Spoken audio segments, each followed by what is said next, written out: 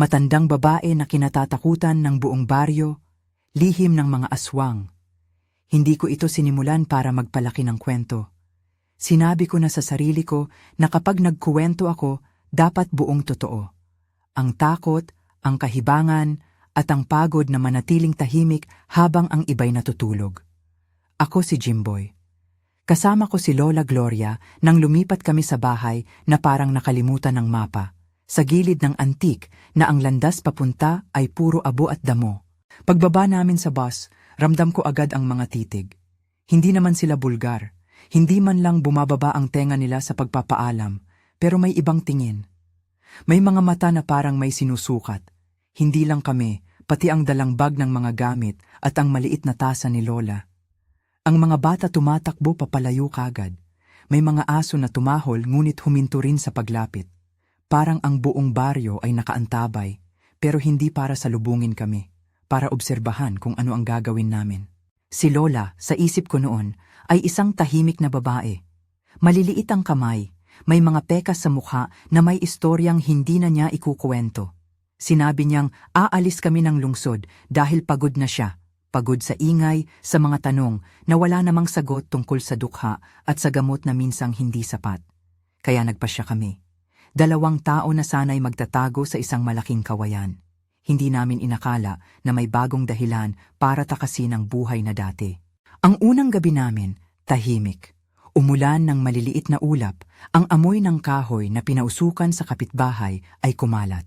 Ngunit sunod-sunod ang maliliit na bagay na hindi ko mabura sa alaala. Ang tahimik na pag-ikot ng mga tao sa kalsada na may maliliit na kinikiskis, parang pinapakinggan ng hangin. Ang pag-iwas ng mga matatanda na tumingin ng diretso sa amin. Ang bawat pagbugso ng aso na parang may pinapaalalahanan. May bulong-bulong. Bago sila, sabi ng isang kapitbahay sa malayo. Dayo. May laging may lalabas na pangalan kapag may kinakausap silang hindi nila maintindihan. Sa baryo, ang pagiging dayo ay parang maliit na krimen. Kinabukasan, may hinintay na pulong. Manggimo ang tumatawag. Siya ang kapitan, may maliit na tindahan sa may plaza, at ang tingin niya sa amin, kahit magalang, ay punong-puno ng kalkulasyon. Nandun sina Mang Carlito at Mang Emong, 2 lalaking mabalahibo ang kwento. Madaling magsalita ang dalawa, sila'y parang radyo ng baryo, nagpapalabas ng himig at ipinapasa sa susunod. May mga nangyayari sa kabila, sabi ni Mang Emong, mga wala sa ayos. Si Manggimo naman ay tinitigan kami, hanap-hanap ng dahilan kung bakit kami naroroon. Inilabas niya ang tanong na walang alintuntunin. Ano ang dala ninyo dito? Ano ang trabaho ninyo? Sinagot kami ni Lola ng simple, pahinga. Hindi siya nagdeklara, hindi siya nag-eksena. Nagtanim siya ng ngiti na hindi kailanman umabot sa mata niya. Para sa mga taga-baryo, ibang klase iyon, hindi sapat. Alam ko noon, sa mga tingin ng tao, ang simpleng dahilan ay parang sasabihin nila na may itinatagong dahilan ka. Lumipas ang mga araw na puno ng gawain. Siya nagsisilbi, ako nag-aayos ng bubong, at si Lola ay madalas na nasa tindahan, nakikinig sa mga nagsasalita. Unti-unti, nabuo ang ritual ng aming mga umaga. Ang pagsusukat ng tingin ng mga kapitbahay, ang pag-iwas sa buhay baryo. Hindi namin tinungo ang mga lugar na madalas puntahan ng kabataan. Lumalakad kami ng maikli at inuuna ang pag-uwi. At saka dumating ang umaga ng sigaw. Hindi ko malilimutan ang tunog. Isang sigaw na hindi mula sa tao lang, parang may kasamang pagyakap ng gabi. Sumama ang tahol ng mga aso, ang hangin ay nagdala ng kulay abo, hindi ganda. Lumabas kami ng bahay at nakita ang mga tao sa kalsada, mga mukha na nag-aninag ang pagkabalisa. Si Mang Guido, ang may tindahan sa dulo ng kalsada, may asawa, may 2 anak, wala. Maliit lamang ang aming baryo, mabilis kumalat ang balita. Pumunta kami sa bahay nila. Ang pinto nakabukas, hindi mabigat na pinilit, para bang iniwan lang nila ang loob. May mga upuang natumba, may maliit na kaldero pa sa apoy. May amoy na hindi ko maisalarawan. Hindi pagkaluto, hindi sigarilyo. May malabong halong abo at pagkasunog at isang bagay na basa. Ang mga kapitbahay tumahimik, umiikot ang mga mata nila sa kung saan-saan, may mga matang nagpapakita ng galit at takot. Hindi kami agad pinapasok. May mga nagbihis na lumalaban sa mga emosyon. May kumawala. Mahina ang sabi ni Mang Emong. Mga nilalang sa gabi. Hindi ako bago sa mga kwento ng aswang. Maliit pa lang ako. Napakinggan ko na iyon mula sa mga matatanda sa Marinduque. Ngunit hindi mo iniisip na magiging totoo iyon sa harap mo. Hindi mo inakala na ang mga kwentong pambata ay magiging makapal na anino sa dingding ng iyong bagong bahay. Hindi namin nakita ang katawan. Nakita namin ang mga bakas. May mga latak sa sahig. May maliliit na mga butas para bang may kumakagat. May mga bakas na parang inalis ang mga kurtina sa salamin. Maraming tanong, kakaunti ang sagot. May mga umiiyak at may mga nagdadahan-dahan na humihigpit ng kamay. Ang katahimikan ay nagbago sa isang uri ng mapanuring usapan. Kung sino ang kumikita sa kadiliman. Bulungan. Paratang. Muli, ang baryo ay unti-unting nagiging hukuman. Pag-uwi namin, nakita ko si Lola na nakaupo sa moda, ang lumang hagdan ng aming bagong bahay. Hawak ang isang maliit na bagay na nakabalot sa tela. Maliit lamang siya, pero ang pagkakahawak niya ng iyon ay parang paghawak sa isang natitirang himala. Hindi ko agad tinanong. Hindi ako mahilig magtanong sa mga bagay na alam kong hindi pa handang sagutin. Ngunit hindi rin ako nakatulog. Paulit-ulit na lumilipad sa isip ko ang mukha ni Mang Guido, ang mukha ng taong hindi ko pa gaanong kilala, ngunit ramdam ko ang bigat ng pagkawala. Pumunta si Daniel sa amin ang hapon ding iyon. Si Daniel ay batang kapitbahay, maliit, mahiyain, at madalas na nakikita ko na tumutulong sa simbahan tuwing may misa. Nag-aral siya sa pakawayanan. Madalas kami nagkakalaro ng karera ng mga sako ng bigas bago kami tumahan. Nagpunta siya ngayon dahil kailangan niyang magpasalamat, parang sinusubukan ng mga kabataan na magbalik sa normal. Ngunit hindi naging normal ang mga bagay. Kasama ninyo ba lagi ang matanda? Tahimik niyang tanong. Hindi niya sinabi kung aling matanda. Alam ko naman ang iniisip niya dahil nagkatinginan kami ni Lola. Mabilis siyang tumingin sa paligid. Minsan, sagot ko lang. Hindi ko ipinaliwanag si Lola sa kanya. Hindi ako sanay maglahad. Sumapit ang gabi at may mga bagong usapan sa palengke. May mga dapat na bantayan.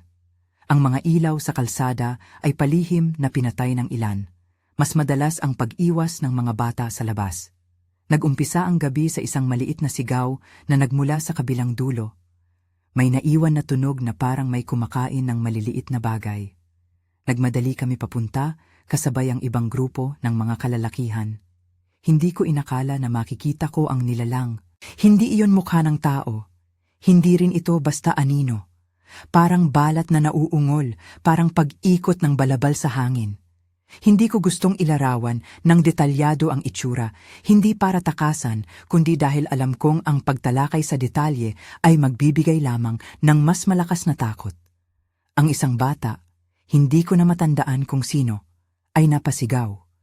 May mga tunog na hindi dapat nagmumula sa katawan ng tao. May amoy na higit pa sa apoy, parang nabubulok na dahon at malamig na hangin ng buhangin. Iniligtas naman niya, hindi agad. May nagtakbuhan, may naglagapak. Ang unang linya ng baryo ay nagkawatak-watak at naguluhan. Hindi ko alam kung sino ang unang sumugod, ngunit nakita kong may taong kumurot sa likod ni Daniel at may nagsigaw ng pangalan niya. Ito ang sandali na lumutang ang maliit na tela sa kamay ni Lola. Hindi niya iniuwi ang tela. Dahan-dahan niyang inilabas ang maliit na bagay, hindi isang alahas na makintab, hindi isang bato na nakikita sa palengke. Para itong kislap na may lungkot, isang maliit na bilog na parang puso ng ilaw. May init na hindi mapigilan. Hindi ako sigurado kung bakit mayroon kaming ganitong bagay. Hindi rin ako sigurado kung saan galing iyon. Sana ay mabuti ang paliwanag. Pero ang totoo, hindi ako nagtanong noon. Nakita ko lang ang pagtingin sa mga mata niya. May determinasyon, may takot, at may bagay na hindi niya kayang itago.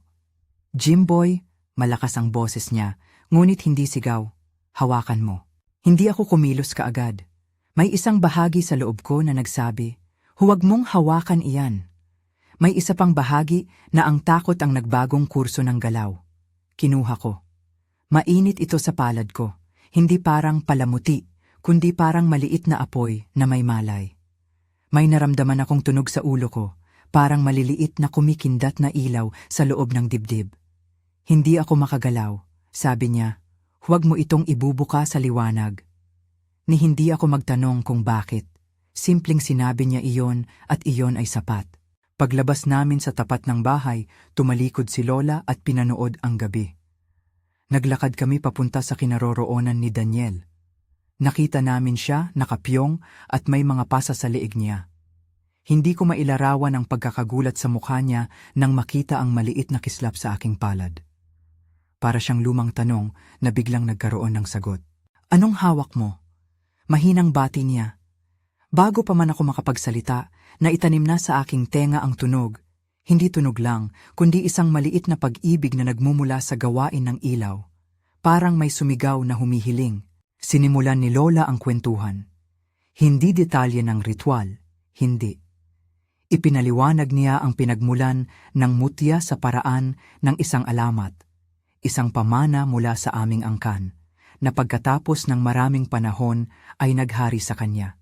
Hindi ito isang laruan, ani niya, at hindi rin ito basta pananggalang na magtatagal ng walang kabayaran. Hindi niya sinabi kung anong kabayaran. Ipinakita niya lamang ang linyang kumurap sa kaliwang gilid ng kanyang palad at nagbigay siya ng ngiti na may matinding lungkot. Hindi namin ginamit ang mutya noon. Hindi para pilitin ang kaalaman. Ngunit nang sumunod na saglit, nang may isang anino na pares-pareho na humihila sa gilid ng kalsada at lumalapit sa kahoy, hindi namin naisip ang pagdadalawang isip. Ang unang paglabas ng ilaw mula sa mutya ay hindi malaki. Hindi man lang ito parang araw. Ngunit ang epekto nito ay hindi simpleng liwanag, parang pumutok ang hangin. May amoy ng nabuhay na kahoy, may tunog na parang pag-aspas ng maraming pakpak. Ang mga aswang, kung iyon nga ang tawag, ay tila huminto. May nag-iyak, may nabitaw, at may naglaho na parang bula na pinindot. Hindi ko nasusulat ng detalyado ang nasunod na minuto. Parang pelikula na bumagal at sumabog. Nakita ko si Daniel humagulgol, nag-iyak, lumuluha dahil hindi niya mawari kung bakit siya hindi kinuha, at si Lola na parang pinutol ang pag-ulan sa mata ng gabi. May mga kapitbahay na pumapalakpak. May nagpapasan ng ngiti na parang panandali ang tagumpay. Ngunit habang tumitibay ang ilaw at napapalibutan kami ng tunog at amoy, may isang bagay na pumasok sa loob ko. Ang mutya ay may timbang. Hindi siya basta-basta nagbigay ng regalo. May maliit na marka sa palad ni Lola pagkatapos gamitin, parang isang paglamon ng init. Pero hindi ko ito sinubaybayan ng malalim noon. Naiisip ko lang, naligtas si Daniel. Kinabukasan, nagkaroon ng selebrasyon sa maliit na plaza, hindi isang kasiyahan na naging maligaya, kundi isang paghinga na sabay-sabay. Inilagay namin si Daniel sa gitna. Pinatatakan siya ng mga kamay ng iba, binigyan ng kanin at munting halakhak. Sa isang sulok, si Mang Carlito at si Mang Emong ay tumatawa. Hindi masyadong malakas, pero may ganoong uri ng tawa na ginagawa mong sigaw mas malakas kaysa sa dahilan ng iyong tawa. Hindi nila alam ang buong detalye, pero umaasa sila. Ang baryo para bang nabigyan ng panandali ang pag-asa. Kahit si Mang Gimo, na dati ay may magaspang na tingin, ay napalitan ng pagpapahalaga at pagngingiti ng bahagya. Ngunit may mga tanong na nag-iiwan. Bawat paggamit ng mutya ay tila may kapalit. Hindi pa malinaw sa amin kung ano iyon. May mga gabi rin na si Lola ay nagigising sa gitna ng dilim at naglalakad sa gilid ng aming bakuran, pinagmamasdan ang mga bituin na para bang may iniisip na hihingin niya. Lagi siyang tahimik, may mga sandali na nagsasalita siya sa hangin, mga salitang hindi ko maintindihan at hindi ko inasam na intindihin. Minsan, sa isang pagkakataon, tinanong ko siya ng diretsyo. Lola, ano ang kapalit nito? Tumingin siya sa akin na parang nakakita ng anak na hindi na niya nakilala. May halaga ang anumang bagay na tumitigil sa kamatayan, sagot niya. Ang tanong, Jimboy, ay sino ang handang magbayad? Hindi ako handang tumugon. Hindi dahil takot ako sa sagot niya, kundi dahil alam ko na ang bawat sagot ay may bigat. Ang mga matatanda sa baryo, ang ilan sa kanila, ay nagsimulang magtanong, ngunit hindi lahat. May ilan na patuloy na nag-iisip na mas ligtas na ngayon dahil naroroon ang mutya. May iba naman na nag-aalala. Anong mangyayari kung mapagsamantalahan ito? Kung ito'y mauwi sa kaguluhan? May mga haka-haka na bumabalot sa aming maliit na komunidad. At diyan nagsimulang magbago ang mga mukha sa paligid ko.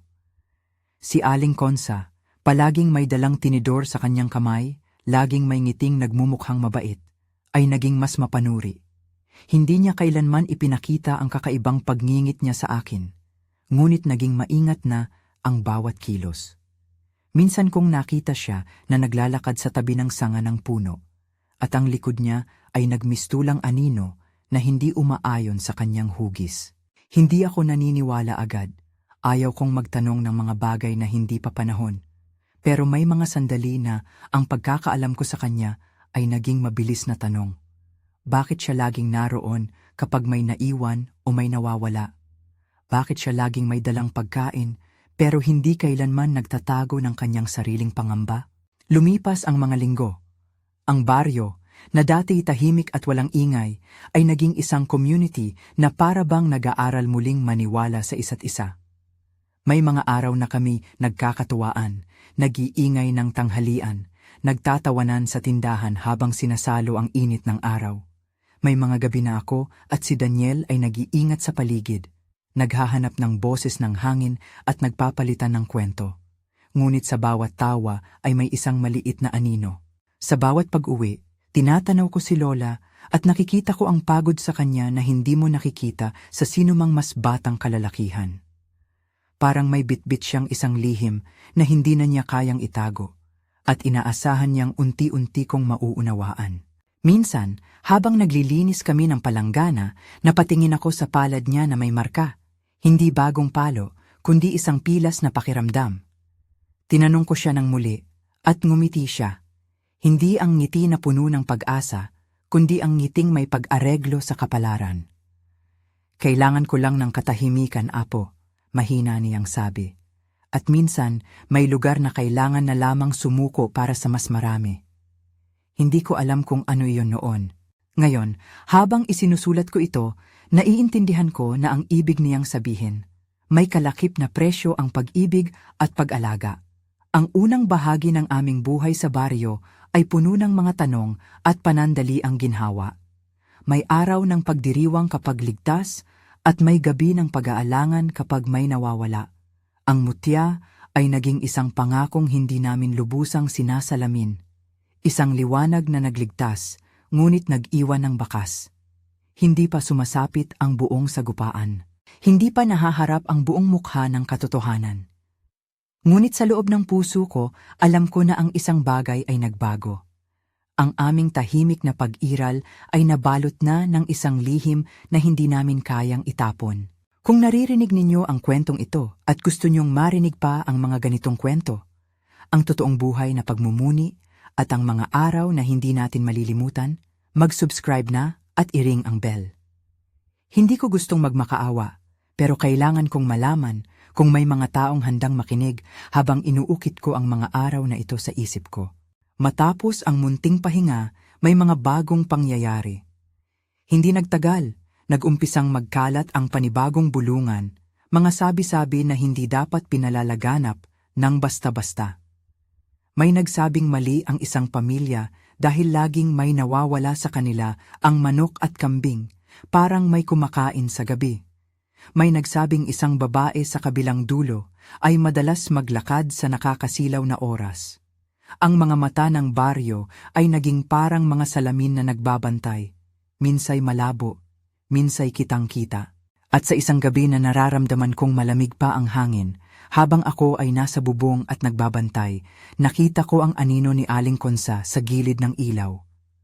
Nakatingin siya sa aming bahay ng matagal.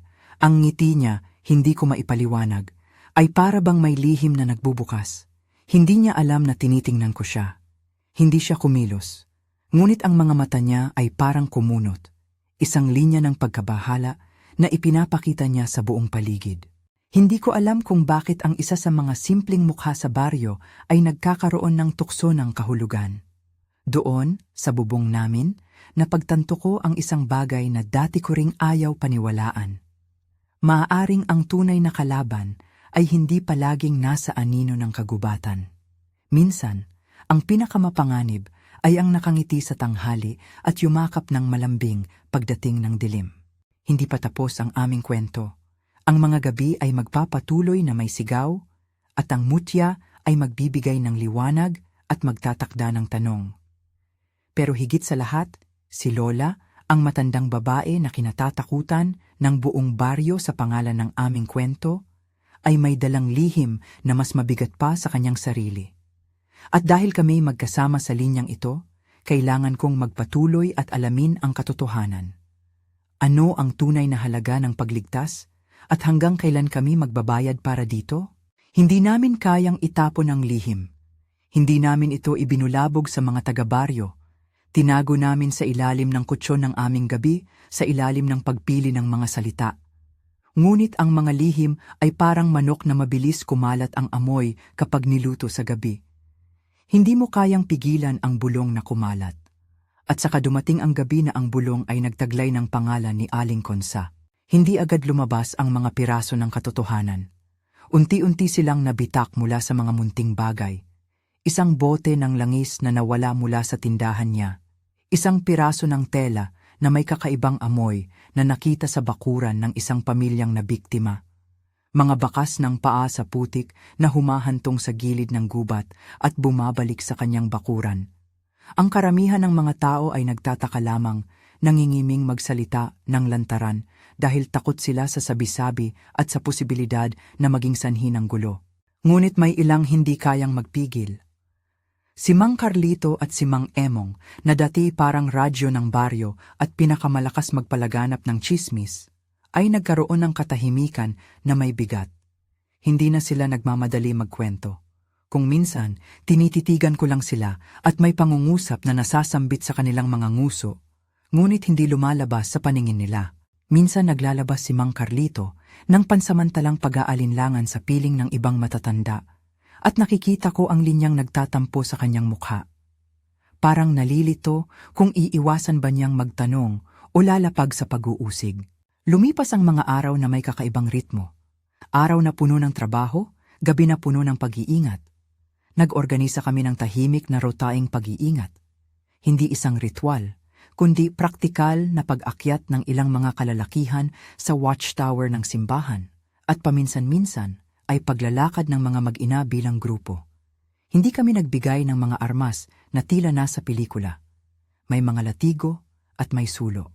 Ang mutya ang amin lamang na lihim na sandata at alam namin na bawat paggamit nito ay nag-iiwan ng marka. Isang gabi, nagising ako dahil sa sigaw. Hindi malakas, ngunit may dalang panginginig, parang sigaw ng isang ibon na nahawakan ng malamig na hangin. Mabilis akong bumaba at nakita ko si Daniel sa tapat ng aming bahay.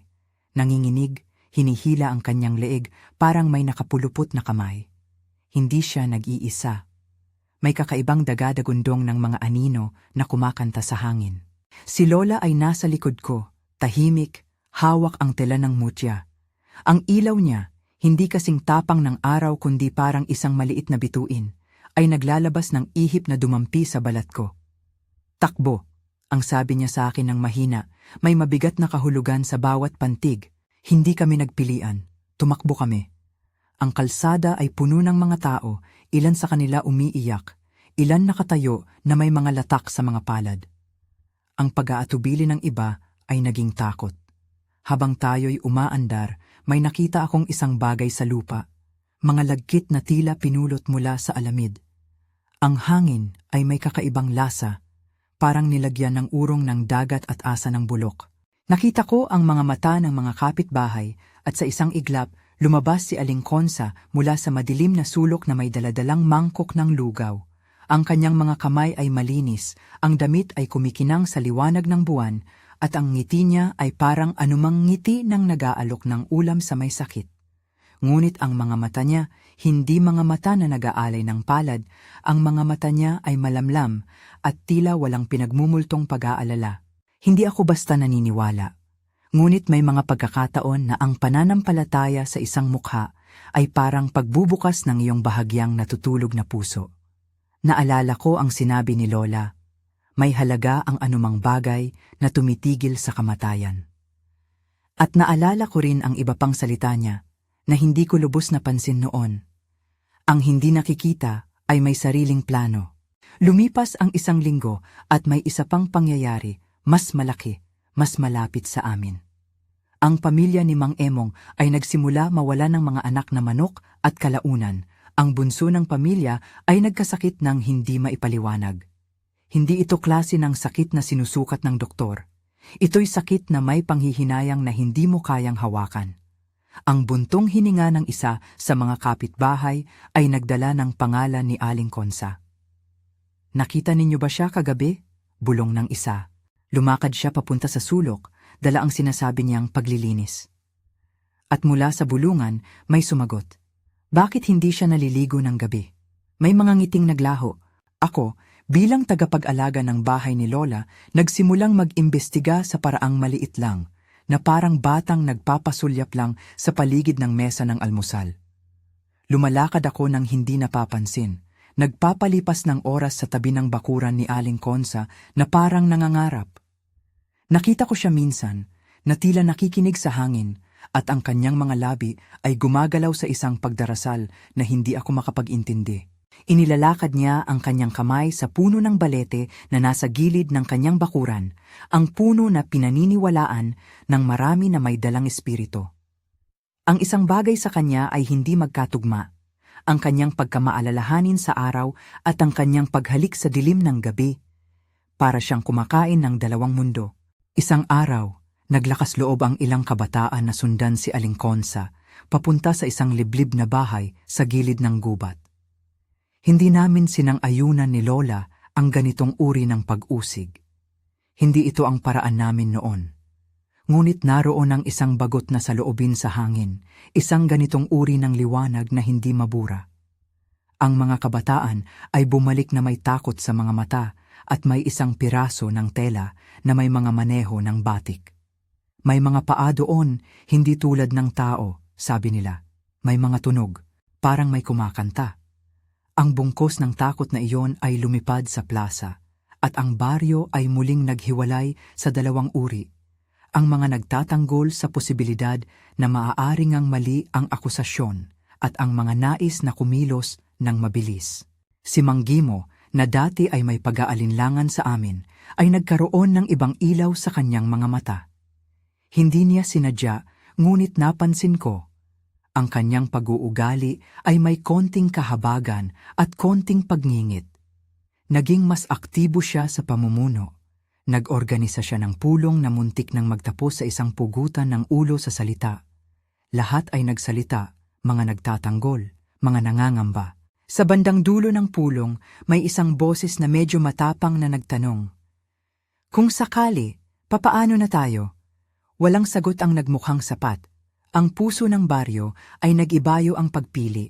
Ako'y nanigurado sa isang bagay.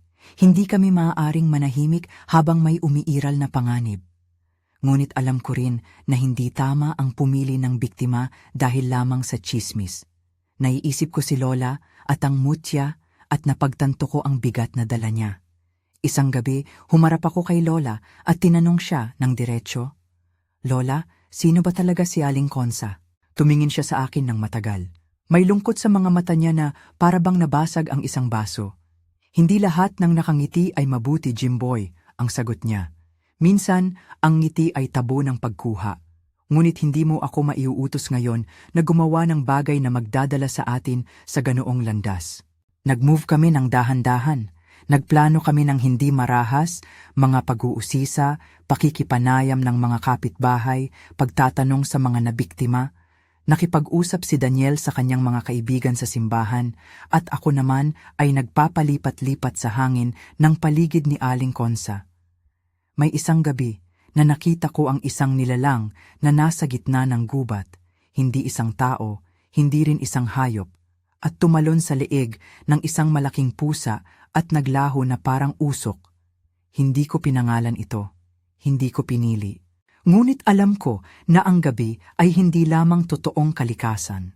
May mga naglalakad na nag-uugat sa dugo ng baryo. Dumating ang gabi ng sagupaan.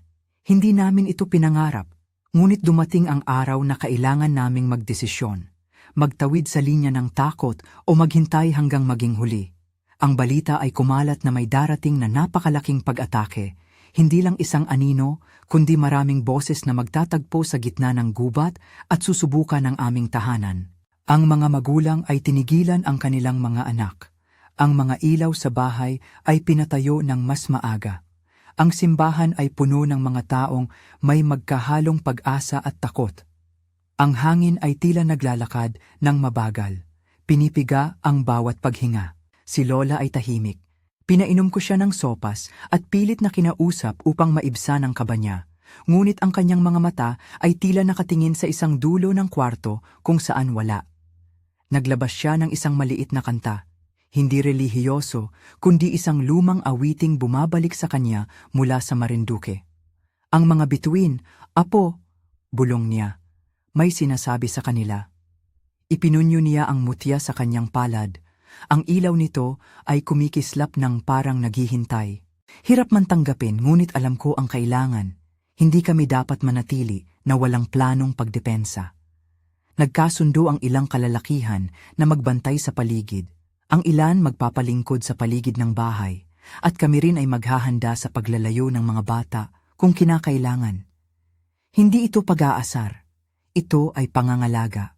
Ang gabi ng pag-atake, malinaw sa akin na hindi malilimutan, ay sinimulan ng isang tunog na parang libu-libong pakpak na nagliliparan, ngunit mga pakpak na may tinik at nagwawaldas ng lamig. Ang buwan ay nawalan ng anyo, ang mga bituin ay nagtatago. May dumikit na ulap sa hangin na parabang buhay na nilalang. Napuno ng ingay ang hangin, at sa gitna ng ingay na yon, ay may daing ng mga tao, mga hayop, at mga bagay na hindi ko kayang tukuyin. Dumating ang mga aswang ng sabay-sabay, hindi isa-isa. Mga anino na nagbalik sukob sa mga puno, mga anyong tila alamat pero may bigat na nabubuo sa lupa. Nagsimulang kumawala ang mga pinto at nagkalat ang pagtakbo ng mga tao. May tumatangis na mga bata. Sa isang iglap, nakita ko si Daniel na nakaangat sa harapan ng amin. Pinipigilan ang isang nilalang na may matulis na kamay. Ang mutya ay nasa kamay ni Lola. Siya ay nakatayo sa gitna, parang isang maliit na ilaw na naglalaban sa dilim. "Huwag!" sigaw ko, dahil hindi ko alam kung ano ang kasunod. Ngunit ang laro ng gabi ay hindi nagpapahintulot sa akin na mag-atubili. Ang mutya ay kumikislap ng mas maliwanag, at sa sandaling iyon, parang bumukas ang loob ng hangin. Naglaho ang ilan sa mga aswang na parang sinipsip ng liwanag. May nanginig na lupa, may tumigil na pag-ikot ng hangin. Ngunit hindi sapat ang liwanag. May ilan na hindi natabunan ng ilaw at isinuko ang anino. Ang laban ay nag-iba mula sa isang malayong labanan tungo sa mas personal at malapit. Nakita ko si Aling Konsa sa gitna ng mga aswang, hindi bilang isang naglalakad na kapitbahay, kundi bilang kapitan ng mga anino. Ang mukha niya ay nagbago. Ang ngiti ay nanilaw. Ang mga mata ay walang tao. May isang sandali na tumigil siya at tumingin sa amin, at para bang siya ay nagbigay ng isang pasya. "Kunin ninyo ang bunga ng inyong pagpigil." Hindi ko maintindihan kung ano ang ibig niyang sabihin noon. Ang tanging alam ko ay ang mukha ni Lola. Ang kanyang mga mata ay puno ng paninindigan at pag-aaring napuputol. Gumawa si Lola ng isang bagay na hindi namin inaasahan. Hindi lang niya ginamit ang mutya ng ilang beses. Ginamit niya ito ng paulit-ulit, ng buong tapang, at sa bawat pagpapadala ng ilaw, may isang bahagi ng kanya na tila naglalaho. Ang kanyang tinig ay nabibiyak ng she sings. Hindi awit, kundi pag-ibig na nag-aalay. Nakita ko ang liwanag na kumukurot sa kanya, at sa bawat pagkikislap ng mutya, may isang lapis ng sakit ang dumadaing sa kanyang katawan. Ang mga marka sa kanyang balat ay lumalalim, hindi sa pisikal na paraan na nakikita mo sa mata lang, kundi sa isang malalim na luhang nagmumula sa loob. Hindi ko maisalarawan ang eksaktong anyo ng kababalaghan. Mas mabuti para sa inyo na malaman na hindi ito eksklusibong pang-anyo ng isang labanan. Ito ay pakikipagtagisan ng mga pusong nauubos at umiilaw. Si Lola ay nagbigay ng buong lakas niya para patayin ang mga aswang. Ngunit ang kabayaran ay hindi maganda. Siya ay nawawalan ng init sa katawan, nawawalan ng kanyang tinig at parang unti-unti siyang nawawala sa akin. Hindi bilang isang tao na namamatay ng mabilis, kundi parang isang kandilang kalahati na sinipsip. Doon, sa gitna ng sigaw, dami ng taong umiiyak, at ang panlalabo ng ilaw, narinig ko ang tinig ni Lola na napakalapit sa aking tenga. "Apo," ang sabi niya, at kahit ang kanyang tinig ay may halong libag at pag-ibig. "Kung kailangan man, ikaw ang magpapatuloy. Bantayin mo ito. Huwag mong hayaang gamitin na lamang bilang takot." Hindi ako handa. Hindi ako ang dapat magmaneho ng bagay na ganito ang bigat. Subalit hindi siya nagtanong, hindi siya nag-utos. Ang kanyang mata ay nag-alala at nakita ko ang isang bagay sa kanya na nagtulak sa akin. Hindi lamang ang pagkalinga para sa baryo, kundi isang ibayong pag-ibig na nagsabi, "Mas mabuti na ako ang magpasan." "Hindi," sambit ko ng mariin sa kanya, habang ang mga aswang ay mukhang hindi pa rin sumusuko. "Hindi ka pwedeng..." "Shh!" sagot niya, parang inaantok, ngunit may determinasyon. "Wala nang panahon, apo. Ang kaluluwa ko, napakahaba na ng utang. Hindi ko sinubukan pang pigilan ang hindi maiiwasang." Si Lola, sa wakas, ay gumawa ng huling pagkilos. Inilagay niya ang mutya sa kanyang dibdib, hindi sa palad o sa lupa, sa kanyang dibdib na tila pinapawisan ng lamig, at nagbigay ng isang malakas na pag-iyak. Ang liwanag ng mutya ay nagningning ng labis, at sa sandaling iyon, tila binitiwan niya ang lahat. Ang kanyang hininga, ang mga alaala, ang pangalan na binubulong niya sa dilim. Ang katahimikan ay sumunod, napakatubig at malalim. Nag-iba ang mundo. Ang mga aswang na tila sinira ng liwanag na tumagos sa kanilang anino ay nagsimulang gumapang na tila sinusunog mula sa loob. Hindi ito isang eksena ng malupit na dugo, hindi iyon ang uri ng kwento namin. Ito ay isang eksena ng pagbasag. Ang mga anino ay nagkakawatak-watak, may mga tunog na parang pamamaalam, at sa bandang huli ay naglaho. Ang alaala ng mga nangyari ay nanatili, ngunit ang buong panganib ay humina. Ang huling pagkislap ng mutya ay nagdala ng katapusan ng gabi. Pagkatapos, nang bumalik ang katahimikan, nakita ko si Lola na nakahandusay sa lupa. Hindi siya galaw. Ang kanyang mukha ay nakahilata na parang natutulog ng malalim. Hawak niya pa rin ang mutya, ngunit ang liwanag nito ay napakahinahon. Parang maliit na sinag ng umaga. May malamlam na marka sa kanyang dibdib na hindi ko maalis sa mata ko. Tinawag namin si Mang Gimo at inilabas ang mga karit at tela. May mga taong umiiyak ng may mabigat na puso, may mga lumuhod, may mga nagtatakbo. Hindi ko na maalala ang eksaktong detalye ng bawat isa. Ang tanging nasa isip ko ay ang mukha ni Lola. Ang mga pekas, ang maliliit niyang kamay na dati naming pinapangalanan na mahina, at ang maliit na ngiti na nagmumungkahi pa rin ng pag-asa kahit sa dulo. Nagkaroon ng tahimik na pagdadalamhati, hindi lamang dahil siya'y namatay, kundi dahil ang kasiyahan na dala ng pagliligtas ay may kapalit na pag-iyak. Si Lola ay nawala, hindi dahil sa isang simpleng karamdaman, kundi dahil inalay niya ang kanyang kaluluwa.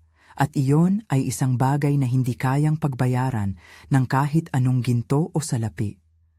Ang baryo ay nagluksa at sabay-sabay kami nagtanong kung dapat ba kaming magsaya na ligtas kami ngayon. Hindi namin nasagot iyon ng mabilis. Aling Konsa, siya ay nakuha hindi sa pamamagitan ng pagbitay o pagpatay kundi sa isang pagliligtas na naglaho sa liwanag. Hindi na muling lumabas ang kanyang mukha sa baryo. May mga nagsasabing nakita nila ang kanyang bahay na sunog, na parang sinikmura ng sarili niyang anino.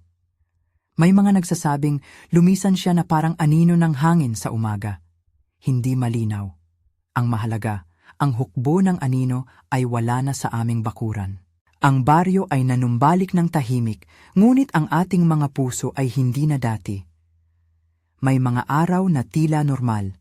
Ang mga tindahan muling nagbukas, ang mga tao nagbiro, ang mga bata naglalaro. Ngunit ang mga mata ng marami ay nagtataglay ng pag-iingat. Ang kapayapaan ay parang isang malambot na tela na madaling mapunit ng isang maling salita. Minsan, ako ay nagtatanong sa sarili, nararapat ba ang ginawa ni Lola? Meron bang ibang paraan? Nais ko ring sabihin na hindi siya dapat na nag-isa sa pagbabayad. Ngunit ang paghuhusga ay napakahirap kapag ang may sinisigaw ay ang mga boses ng mga nawala. Sino ako para maghusga? Ako lang si Jimboy na nakatindig sa burol ng aking sariling bahay. Hawak ang mutya na ngayon ay nasa loob ng maliliit na tela at nag-iisip kung ano ang gagawin. May mga pagbabago sa baryo. Si Mang Gimo ay nagbago. Ang kanyang paggalaw ay naging mas mahinahon. May konting lungkot sa kanyang mukha at may bagong respeto sa mga taong noon ay inisip niyang dapat iayos. Nagkaroon ng munting seremonya para kay Lola. Hindi isang malaking prosesyon kundi isang tahimik na pag-aalala sa simbahan, kung saan ang mga tao ay bumuo ng isang maliit na altar at naglagay ng mga bulaklak at mga piraso ng tela na may mga halimuyak.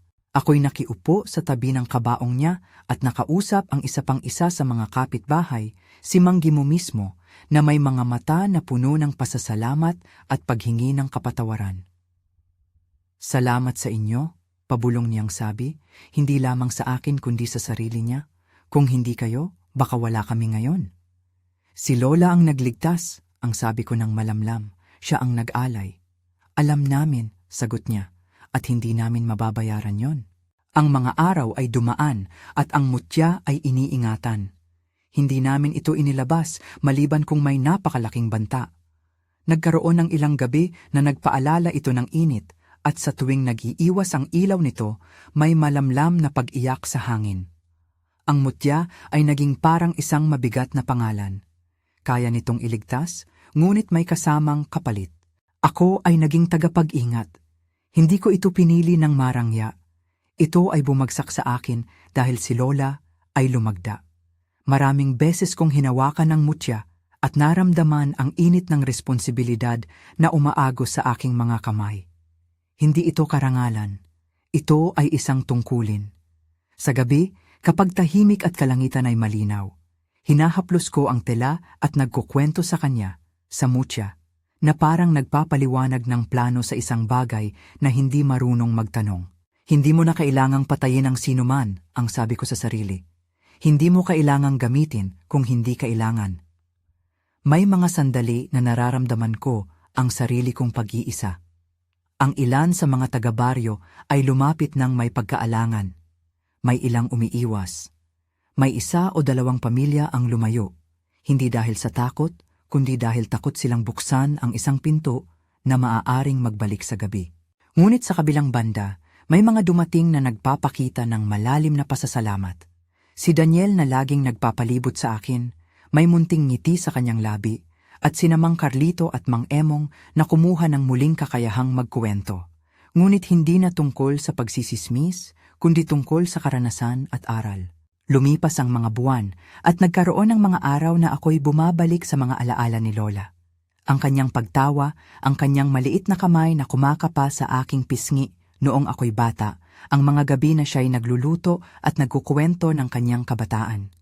Nagkaroon ako ng hiwalay na puwang ng pagdadalamhati, isang puwang na hindi matutumbasan ng anumang gawain. Sa gabi, madalas akong pumupunta sa lugar kung saan namin inilibing si Lola. Hindi ito isang malaking sementeryo, kundi isang maliit na punong balete na nakatingin sa bituin. Nilagyan namin ng isang bato at ilang bulaklak. Inilagay ko ang mutya sa mesa sa tabi ng puntod kapag gabi na at ako ay nagbabantay. Hindi ko ito iniwan ng mag-isa, sapagkat ipinangako ko sa kanya na hindi ko ito hahayaang maging kasangkapan ng takot. Isang gabi, ilang buwan matapos ang pagpanaw ni Lola, dumating si Mang Gimo sa akin. Nagdala siya ng isang kape at naupo sa tabi ko. Tahimik muna. "Jim Boy," ang sabi niya nang may malalim na paghinga. "Ayokong maulit ang nangyari. Ngunit may gusto akong sabihin. Marami sa amin ang nagkamali noon. May mga panahon na kami naging maagap sa pagpupuri at minsan naman ay naging malupit sa hatol. Humihingi kami ng kapatawaran." Tiningnan ko siya at nakita ko ang isang mata na puno ng pagsisisi. "Marami kaming natutunan," dagdag pa niya. "At gusto naming alam mo, hindi namin malilimutan si Lola." Hindi kami nag-usap ng matagal, hindi namin kailangan. Ang malambot na pag-unawa ay dumaan at sa isang sandali nag-ayos ang dalawang puso ng baryo at ng ama ng aming komunidad. Ang mga taon ay dumaan. Nakita ko ang pagbabago sa sarili ko. Hindi lamang ang pag-edad na sumasalubong sa mukha ko, kundi ang pag-ibayo ng isang tungkulin na hindi madaling alisin. Nagpakasal si Daniel sa isang dalagang taga-baryo. Naging ama siya ng 2 anak. Ako naman ay nagpatuloy sa pag-aalaga sa mutya. Hindi dahil sa kapangyarihan, kundi dahil sa alaala ni Lola. Tinuturo ko rin sa mga kabataan ang halaga ng pag-intindi at pakikiramay, hindi ang takot. May mga pagkakataon na naglalakad kami sa gabi at nakikita ko ang mga mukha ng mga bagong henerasyon na hindi nakalaban sa ganitong uri ng kaguluhan. Hindi nila naranasan ang aking gabi at ang aking pagkakaba. May mga oras na ako'y nagpapasalamat dahil kahit papaano nabubuo ang isang bagong uri ng baryo, hindi perpekto ngunit may pag-asa. Ngunit hindi naglaho ang pakiramdam ng pag-igting. Paminsan-minsan may mga bagong balita na sumasagi, mga kwento mula sa kalapit na bayan tungkol sa mga kakaibang kaganapan na hindi maipaliwanag. Hindi ko sinasabing ang aswang ay bumalik, ngunit alam ko na ang mundo ay tila may mga sulok na hindi natin kontrolado. Ang mutya ay patuloy na nagbabadya ng alingawngaw. May liwanag, may kapalit. Ako, ngayon bilang tagapag-ingat, ay nagbabantay, hindi lamang sa pag-iingat ng komunidad, kundi pati na sa pag-aalala na ang mga kwento ng takot ay hindi magiging mga armas laban sa mga walang malay. Minsan, may mga bisita na dumarating mula sa ibang bayan, mga taong interesado sa aming kwento. Hindi namin sila tinatanggap na parang mga manonood ng sine. Wala kaming gustong palabas. Ngunit may sandali na ako'y nag-uusap sa isang matandang babae na nang tanungin ko, kumusta siya sa buhay, sinabi niya, "Hindi namin nakakalimutan si Lola. Sa tuwing may bagyo, lagi naming sinasabi sa mga bata na huwag takutin ang isa't isa, sapagkat ang takot ay nagpapalakas ng mga anino." Nanahimik ako sa kanyang sinabi. Totoo iyon. Ang takot ay parang isang hadlang na lumilikha ng anino sa loob ng puso ng tao. Ang aming kwento, ang kwento ni Lola, ang mutya, ang laban, ay hindi lamang tungkol sa aswang. Ito ay tungkol sa kung paano natin hinuhusgahan ang iba. Kung paano tayo tumatayo kapag ang ating mga kapwa ay nangangailangan. At kung ano ang handa nating ialay kapag ang panahon ay humihiling ng kabayanihan. Ang mga taon ay nagtuloy-tuloy. Tumanda ako at sa bawat taon ng pag-ulan at araw, ang pangalan ni Lola ay nananatiling buhay sa mga labi ng mga tao. May bagong henerasyon na hindi nakasaksi ng gabi ng pagsalakay, ngunit naririnig nila ang kwento bilang paalala. Ang mutya ay nasa isang maliit na kahon na tinatakan namin kasama sina Mang Gimo at Daniel. Hindi upang itago, kundi upang ipakita na kahit may kapangyarihan, ang tunay na lakas ng baryo ay nagmumula sa kanilang pagtutulungan. May mga pagkakataon na pumupunta ako sa bakuran ni Aling Konsa, hindi upang magpukol ng galit, kundi upang ilagay sa lupa ang mga bulaklak at magdasal. Hindi ako naglalayon mag-udyok ng paghatol. Nais ko lang isipin na ang mga bagay na nangyari ay hindi na mauulit. Hindi ko alam kung saan na siya at hindi ko rin siya hinahabol. Ang tunay na laban ay hindi para maparusahan ang isa pang nilalang, kundi para itama ang ating sarili. Isa sa mga pinakamabigat na bagay na natutuhan ko ay ang kahulugan ng salita ni Lola. May halaga ang anumang bagay na tumitigil sa kamatayan. Ang mutya ay tumigil sa pagpatay, ngunit may napiling kapalit sa katauhan. Ang halaga niya ay hindi nabibilang sa salapi. Ito ay nasa pag-ibig na inialay. At iyon ang pinakahuling aral na iniwan niya. ang kabayanihan ay may presyo at ang pinakamalaking presyo ay hindi materyal. Ngayon, habang nakaupo ako sa ilalim ng punong balete at hinahaplos ang tela na naglalaman ng mutya, iniisip ko ang mga tao. Si Daniel na ngayon ay may munting kabo sa tabi ng kanyang asawa. Si Mang Gimo na nagtatangkang itama ang dating pagkukulang. Si Mang Carlito at si Mang Emong na muling natutong magkwento ng may pag-iingat. At ang mga bagong mukha sa baryo na unti-unting natutong mamuhay nang hindi hinahayaan ang takot na maghari. Ang bandila ng baryo ay hindi lang nakasabit sa poste. Ito ay bumabalot sa aming pagsasama. Ang pag-ibig ni Lola, ang kanyang sakripisyong hindi inaasahan, ay patuloy na nagbibigay ng liwanag sa amin sa paraan na hindi namin mawari. Hindi kami perpekto. May mga gabi pa ring naglalamlam ang ilaw ng mutya at may mga bugso ng takot na umaalon. Ngunit alam ko ngayon na ang tunay na lakas ay hindi lamang ang mutya na nagliligtas. Ito ay ang kamay na nag-aalaga matapos ang unos. Bilang pagtatapos, hindi pagpapatapos, kundi isang pag-alaala. Nais kong ulitin ang isang bagay na paulit-ulit kong tinatawag sa simula ng aking kwento. Matandang babae na kinatatakutan ng buong baryo, lihim ng mga aswang. Siya ang nagngangalang Lola Gloria. Siya ang matandang babaeng inakala ng marami ang kinatatakutan ng buong baryo dahil ang kanyang kasaysayan ay nababalot ng takot at paghihinala. Ngunit ang lihim niya, ang mutya at ang sakripisyo niya ay higit pa sa takot. Ito ay tungkol sa pag-ibig na handang ialay ang sarili para sa kapakanan ng iba. Nang dahil sa kanya, naligtas ang aming baryo. Ngunit nang dahil din sa kanya, may mga tanong na patuloy naming bitbit, hanggang kailan tayo magbabayad at sino ang dapat magtiis. Kung may isa kayong makukuhang aral mula sa kwentong ito, sana ay ito. Hindi laging ang tinig na pinakamalakas ang tama. Minsan, ang tahimik ang may pinakadakilang tapang. At minsan, ang pag-ibig ay isang liwanag na nag-iwan ng bakas na masakit, ngunit kailangan upang manatiling buhay. Kung may karanasan kayo, o kwento ring gustong ibahagi, mga gabi ng takot o mga sakripisyong hindi nabibigkas, iuwi ninyo ang inyong salita sa amin sa comment section.